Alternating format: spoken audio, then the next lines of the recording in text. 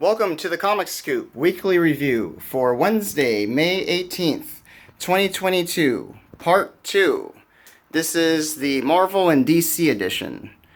Now, those of you who tuned in to my Asian American and Pacific Islander Heritage Month video, I had covered these two, but we got quite a nice little selection of other treats along the way. Some of your favorite characters coming by, and some really fantastic covers. But the spotlight of the week is Thor 25, which is part 2 of Banner of War. Let's take a look inside. So, I covered Banner of War 1 in last week's video, and I left out the very ending of it, where Thor unleashes his hammer onto Hulk, which then brings the spirit of the Allfather to confront Banner himself. Now, while these two Colossus are duking it out on the hand of a dead Celestial, we have the Avengers trying to figure out what to do. Tony Stark gets everyone together and says that he figured out where Hulk is. After some nice little Tony Stark quips, we come to find that the crows of Odin have revealed the location of where Hulk is hiding. And they want him badly, because throughout the whole series of Donny Cates' Hulk, we have been alluded to some travesty that happened within that happened in the city of El Paso. And I've always just assumed regular kind of Hulk stuff, and so they're trying to bring him in. Now, Tony, while meeting with these people, while the Iron Man is meeting with the Avengers, Tony Stark ships away to take on the Hulk himself. He's gonna beat him up, is what he says or something. Now, Thor is trying to fight Hulk, and Odin and Bruce Banner have a little bit of a scuffle, but they actually end up chatting. I know, the biggest fight of all. And I really like it. They end up in this bar, which happens to be the bar in El Paso that Bruce had left in shambles.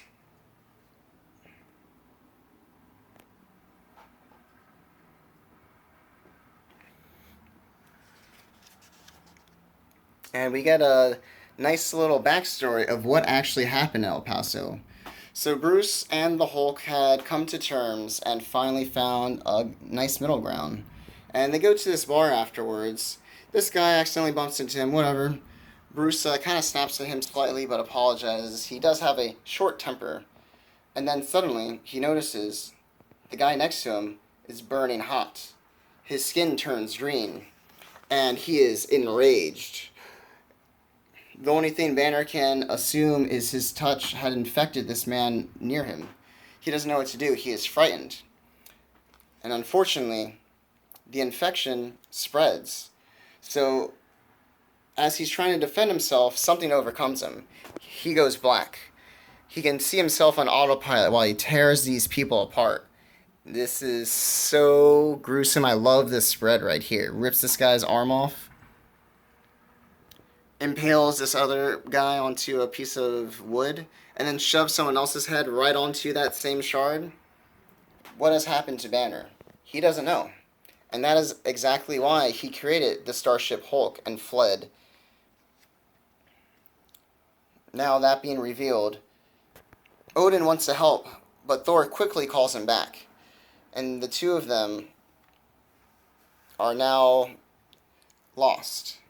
Banner is stuck within his own mind, and he gives the warning that the Hulk, the Starship, does not know they're not in a simulation. This whole time in the Hulk series, Banner has been keeping the Hulk satiated by forming these simulations to fight different Titans across the cosmos. Now he's going to be taking on his friends with all his might. And the very last page, we see this intensely outworldly celestial mech suit that Tony Stark arrives on. And just to see the scale, there's the Hulk, there's Thor. Next is continued next week in Hulk 7. And in lieu of the, what was it, the 25th issue of this volume, and the 751st issue of Thor Legacy, we get a couple of nice little side stories here. They're fun. I enjoy them, but they're definitely nowhere near the caliber that where Banner of War is. Like, Banner of War is fantastic. I just absolutely love it. And this cover is so great. We got from the really wonderful and awesome team of Ron Lim and Israel Salva. Now, Ron Lim has been doing a lot of things that I've been featuring lately, as well as like the connecting cover for Spider-Man 2099 Alpha. I love it. There's so many great covers to choose from, but that was my favorite. So that is Store 25, Banner of War 2. Now, just a quick little overview. I featured these in my AAPI video, but those of you who did not watch it, so Marvel Voices is something they release every few months for different, whatever the month is spotlighting. So like for Heritage Months, we got a Voices. For Pride Month, we'll get a Voices. This week's is the Voices for AAPI, Heritage Month. And has a nice little intro here from Isabel Sue. And we got a great collection of 4 stories from fantastic artists and writers. First one features Jimmy Woo and Shang-Chi. We got a second one with our favorite young star, Camilla Khan. Coming out of Guardians of the Galaxy, we have a story centering Mantis. And last but not least, what I like to think is everyone's favorite from the Doctor Strange cinematic universe, not Strange himself, but Wong. This was a real fun read, and I definitely recommend to pick it up. The interviews in it are pretty nice. We got an interview here from the very first Chinese-American letterer at Marvel, so that's pretty neat. And the and Isabel Sue's foreword is very fantastic. I definitely identified it with a lot as being a first-generation immigrant, or first-generation American, I guess. And let's see, there's Ron Lim once again. And also from that previous video is Iron Fist number 3. So Iron Fist, this is a fantastic cover. Sunny Chow and Lionel Francis Yu, who I will point out a little later. Well, actually, I'll point it out right now. He did the cover for Shang-Chi number 12. So it's kind of neat. And yeah, so that is you and Ron Lim together. So it's a nice little combo of this fantastic artwork and this amazing artwork splendid together to make that. Pretty great, I think. Iron Fist 3 was pretty awesome. So the new Iron Fist, Lin Line, has to face his brother. His brother's finally been found after all this time, and he is under the influence of the Dark Destroyer, one of his many disciples. And but before he confronts his brother, he's met with this demon, another follower of the Dark Destroyer, who is after the remaining shards of Lin Lai's family's legacy sword. And in order to make sure that the rest of these shards aren't in the possession of the Dark Destroyer, the Iron Fist shoves the rest of them into his arms, making him even more powerful. The new Iron Fist is fantastic. Alyssa Wong's doing a great job with this. So that's a great one. Alright, continuing with Marvel. I got a twofer here. Two for Grace. Thank you for those of you who found my dad joke funny. Alright, so Elektra, Black, White, and Blood, number 4. Fourth and final installation of Elektra's Black, White, and Blood series. Last week's video, I featured the very first issue of Moon Knight's Black, White, and Blood. So I got these two covers because I'm a big Peach Momoko fan. I try to collect anything she has. And for, I don't want to say for the first time, but it's very rare that Peach Momoko does the cover page for the standard cover A.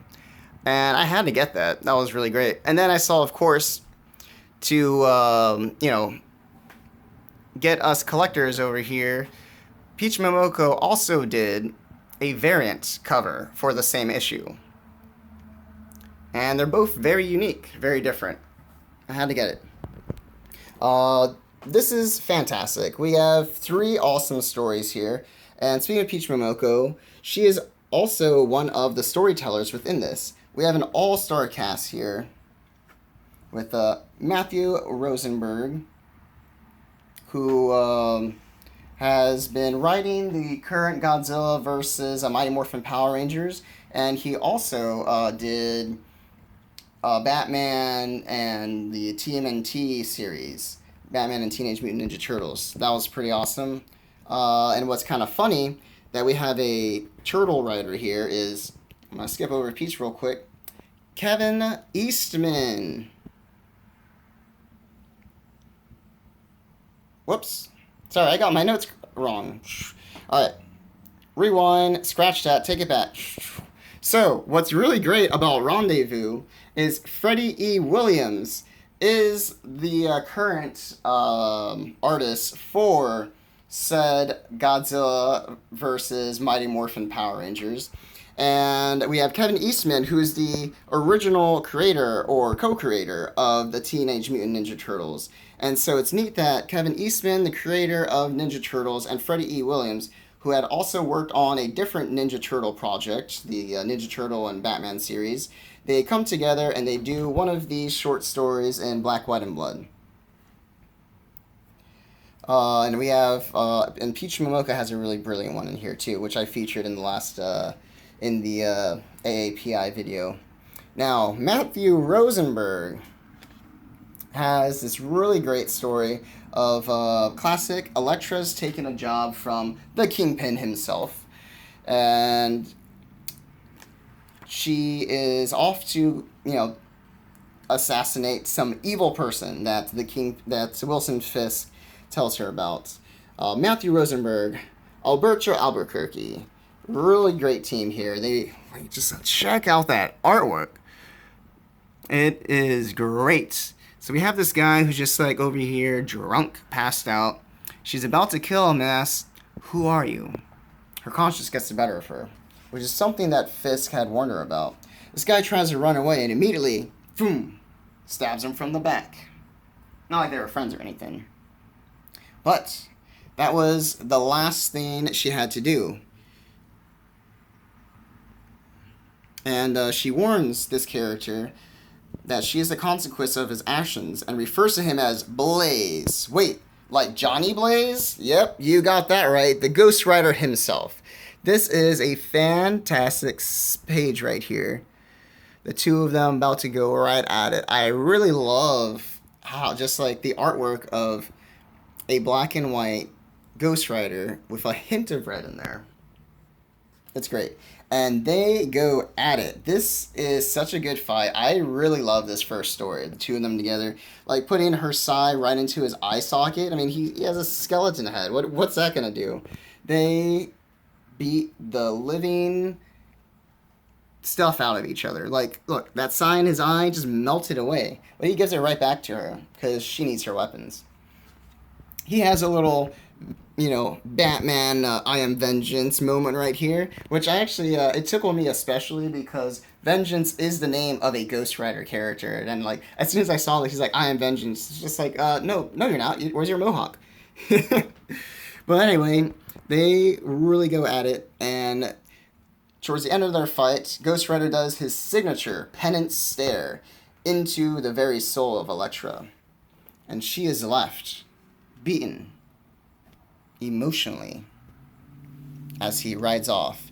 Now, Fisk, being the devil that he is, had sent out a squad to kill Elektra if she failed her tasks. Now, Elektra's back at the office of Fisk, sigh in his neck, but he's not afraid.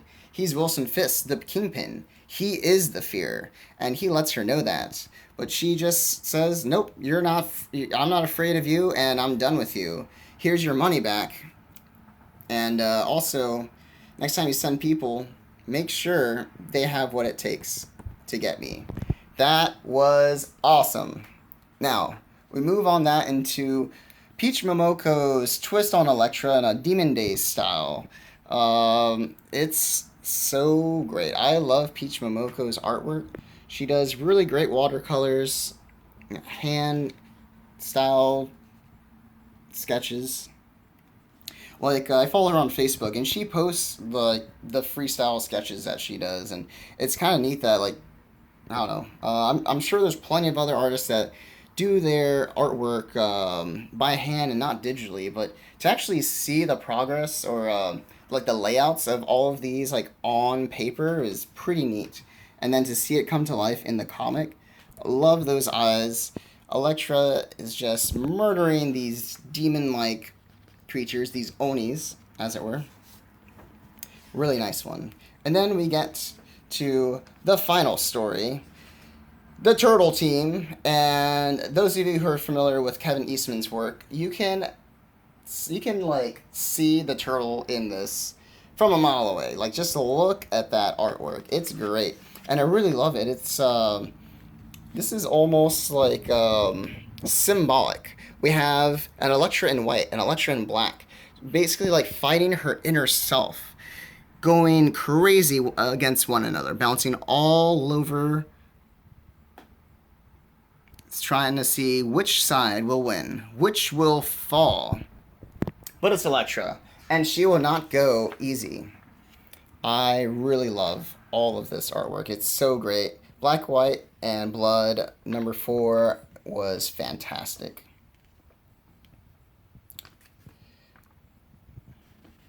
Yeah, so that was that. Really great. I loved it. Both covers. Mwah. All right, and now speaking of Peach Momoko, I have a variant cover that she did for X-Force 28, titled Greetings from the Savage Land.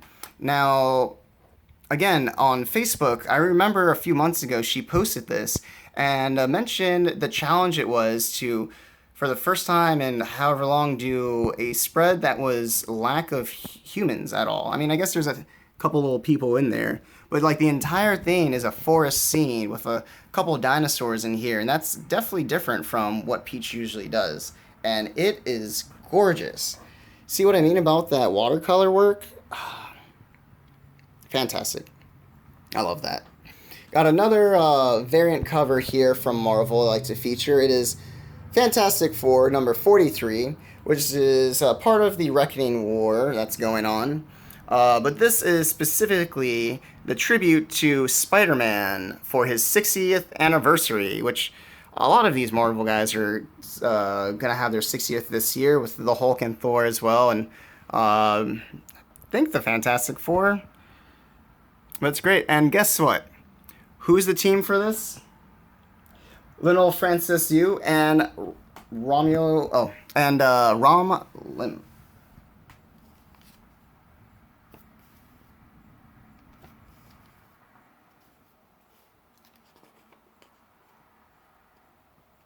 And, oh, sorry. Same with Francis. Oh, I got my notes mixed up again. Sorry. Different Rom. Not Rom Lim, but Romulo Harajo Jr. And that is why I brought out this one from last week. Look at that. Side by side, two of the exact same artisan inking team together.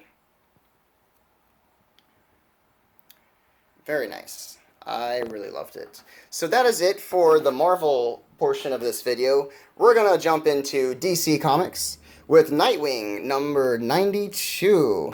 So I'm a Nightwing fan, but I'm on and off on their comics.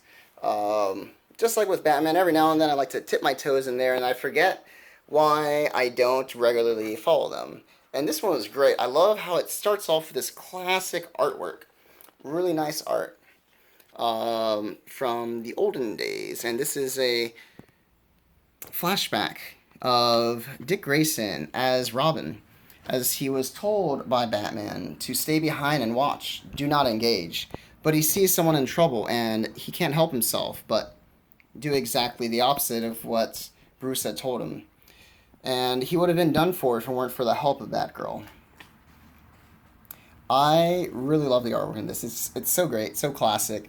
And then we go to what's probably one of my favorite pages, one of my favorite scenes in a Batman family story, where Bruce comes home and he's upset.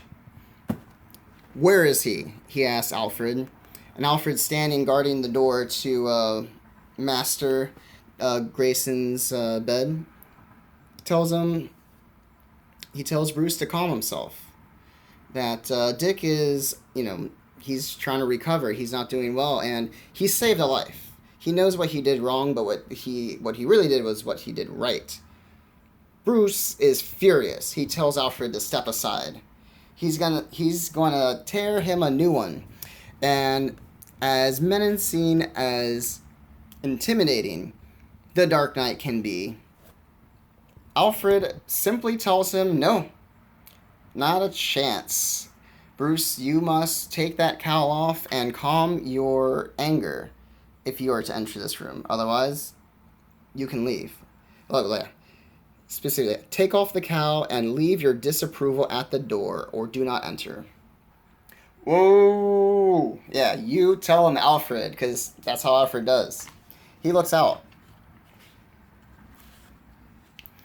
So, what does Bruce do?